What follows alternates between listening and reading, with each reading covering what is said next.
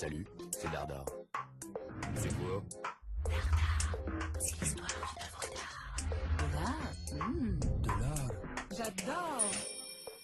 Lorsque Robert Campin dit le maître de Flémal peint la Nativité en 1420, il n'est pas le premier à représenter cette scène capitale du christianisme. Mais il la montre sous un jour nouveau. Comme ses prédécesseurs, il emprunte aux évangiles le récit de la naissance de Jésus et l'adoration des bergers.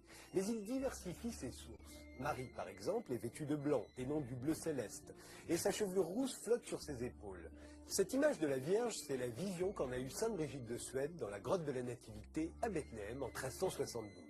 Et vous voyez ces deux femmes à droite du tableau. Il s'agit d'Azel et Salomé, les deux sages-femmes qui assistèrent à la naissance du Christ. La première constata que Marie était toujours vierge, malgré sa grossesse, et la seconde, qui en doutait, eut la main desséchée en voulant vérifier. Elle guérit peu après, sur les conseils de l'ange, en touchant le divin enfant. Cet épisode non plus ne se trouve pas dans des évangiles. Il apparaît pour la première fois dans le protévangile de Jacques, un évangile apocryphe qui englobe les écrits non reconnus par l'Ancien ou le Nouveau Testament et qui permet, dit-on, de combler les trous, les zones d'ombre de la Bible.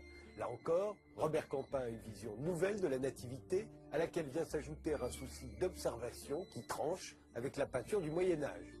Vous voyez le paysage, la perspective, c'est tout cela qui fait du maître de Flémal le grand précurseur de la peinture flamande de la Renaissance.